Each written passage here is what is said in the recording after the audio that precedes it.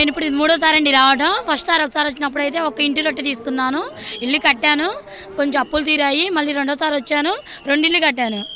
పర్వాలేదు, బాగానే అయితే ఉంది. అందుకే ఇది మూడోసారి. నాతో పాటు ఇంకొక 5గురిని తీసుకొచ్చా.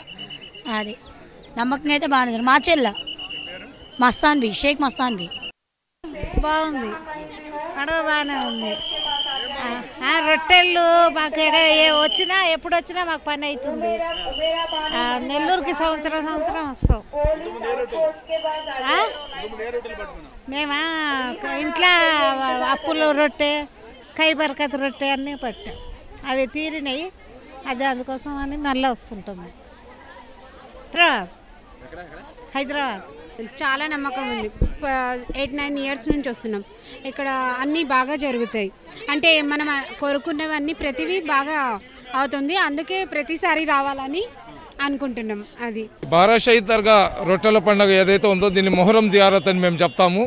ఇక్కడికి వచ్చే భక్తుల్లో 170 మంది హిందూ సోదరులు ఉంటారు కాబట్టి వాళ్ళు దీన్ని రొట్టెల పండుగలాగా నామకరణం చేసినారు.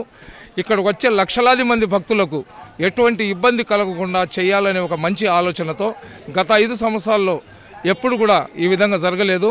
ఒక సెక్యులర్ నాయకుడు రాష్ట్రానికి ముఖ్యమంత్రి అవ్వడం, అతను ముఖ్యమంత్రి అయిన తర్వాత మొదటి ఏదైతే రాష్ట్ర పండగ ఈ బారా షహీద్ దర్గాలు జరిగే రొట్టెల పండుగ ఉంది కాబట్టి ఇక్కడ ఎటువంటి లోపాలు లేకుండా రూరల్ శాసనసభ్యులు కోటంరెడ్డి శ్రీధర్ రెడ్డి గారు 45 రోజుల ముందు నుంచి పొంగూరు నారాయణ గారు అదేవిధంగా ఆనం రామనారాయణ రెడ్డి ఇద్దరు మంత్రుల సహకారాలు తీసుకొని వాళ్ళ తమ్ముడు కోటంరెడ్డి గిరిధర్ రెడ్డిని ఇక్కడ పర్యవేక్షిస్తూ టోటల్ ఎంతమంది వచ్చినా కానీ మహిళలకు టాయిలెట్స్ కానివ్వండి, డ్రెస్ చేంజ్ చేసుకోవడానికి రూమ్లు కానివ్వండి, అదేవిధంగా ఏదైతే స్వర్ణాల చెరువు ఉందో దాంట్లో వాటర్ క్లీనింగ్ కానివ్వండి అన్ని ఏర్పాట్లు బ్రహ్మాండంగా చేసినారు.